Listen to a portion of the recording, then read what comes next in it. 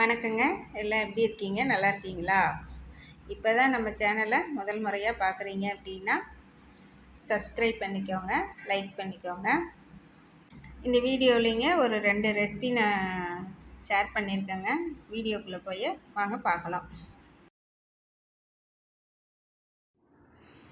வாங்க இன்றைக்கி குழம்பு கிரேவிக்கெல்லாம் போடுற மாதிரி ஒரு பொடி ஒன்று அரைக்கலாம். அதுக்கு தேவையான பொருட்கள்லாம் முந்திரி பருப்பு, அதுக்கப்புறம் கடலக்கொட்டைங்க,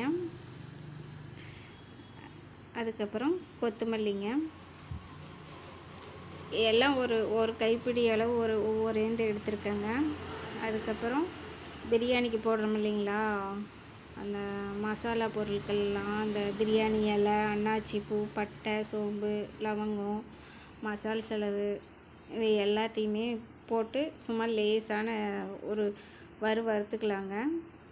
வறுத்துட்டு அது எல்லாமே ஒன்று சேர்த்து மிளகும் போட்டிருக்குங்க. மிளகாய் மட்டும் போடலைங்க, மிளகு போட்டிருக்கேன். அது எல்லாத்தையும் சேர்த்து லேசாக வறுத்து எல்லாம் ஒன்றா போட்டு அரைச்சிக்கலாங்க. அரைச்சிக்கிட்டோமா இந்த பொடி கிரேவிக்கு, காளான் கிரேவிக்கு, கறி குழம்புக்கு, எல்லாத்துக்குமே, காலிஃப்ளவர் குழம்பு, இது எல்லாத்துக்கும் இந்த பொடி கொஞ்சம் கொஞ்சம் போட்டோமா நல்லா கிரேவி நல்லா திக்காக நல்லா வருங்க. நீங்கள் ஒரு ட்ரை பண்ணி பாருங்கள். இந்த மாதிரி ஒரு பொடி அரைச்சி வச்சுக்கிட்டிங்களாவே நிறையா குழம்புக்கு இதுக்கு போட்டுக்கலாங்க.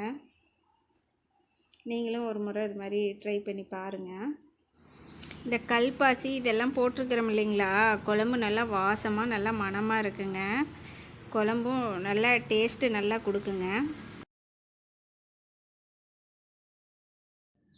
வாங்க இன்றைக்கி டேஸ்ட்டான தக்காளி சாதம் எப்படி வைக்கிறதுன்னு சொல்லி பார்க்கலாம். கொஞ்சம் சிம்பிளாகவும் இருக்குங்க, இது பண்ணுறதுக்கு ஈஸியாகவும் இருக்குங்க. அது கொஞ்சம் ஒரு பெரிய வெங்காயம், ஒரு துண்டு இஞ்சிங்க, அதுக்கப்புறம் பூண்டு ஒரு 4-5 பல் பூண்டுங்க,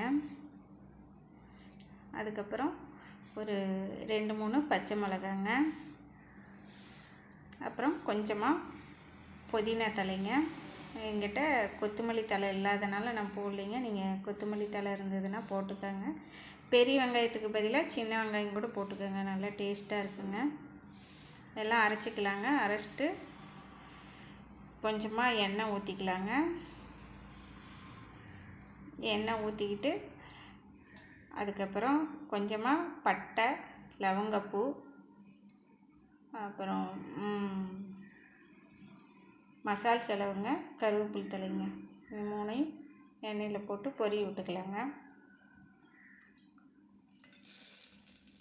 அது பொரிஞ்சதும் நம்ம அரைச்சி வச்சுருக்கிறோம் இல்லைங்களா, பச்சை மிளகா, புதினா, வெங்காயமெல்லாம் போட்டு அதையும் அந்த எண்ணெயிலேயே போட்டுக்கலாங்க.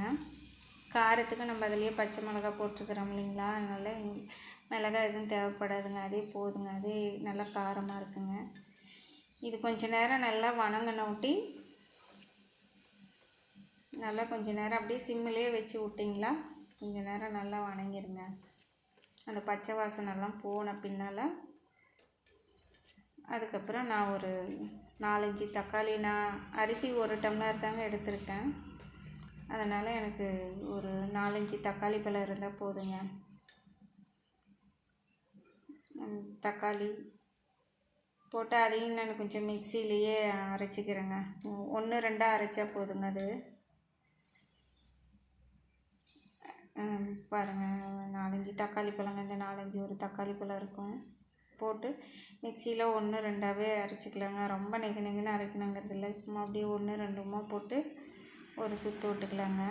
பல்சில் கூட ஒரு சுற்று விட்டுக்கோங்க, போதுங்க. போட்டுட்டு அதுவும் நல்லா பச்சை வாசனைலாம் நல்லா போயிடுச்சுங்க. இஞ்சி பூண்டு இதெல்லாம் போட்டோம் இல்லைங்களா, வெங்காயம் இதெல்லாம் அரைச்சி போட்டோம் இல்லைங்களா, நீங்கள் அப்படியே கட் பண்ணி போடுறத விட இந்த மாதிரி அரைச்சி போட்டு செஞ்சு பாருங்கள் ஒரு டைமு, நல்லா டேஸ்ட்டாக இருக்குங்க.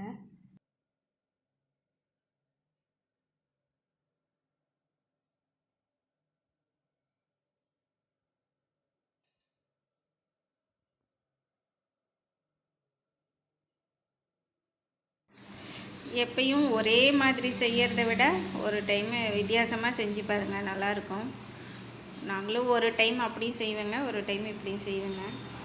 அரிசியும் போட்டாச்சுங்க. அரிசி போட்டு நல்லா கலந்து கொடுத்துக்கலாங்க எல்லாத்தையும். நான் அரிசி ஒரு அரை மணி நேரம் ஊற வச்சுருந்தேங்க. போட்டு எல்லாத்தையும் நல்லா கலந்து கொடுத்துட்டுங்க.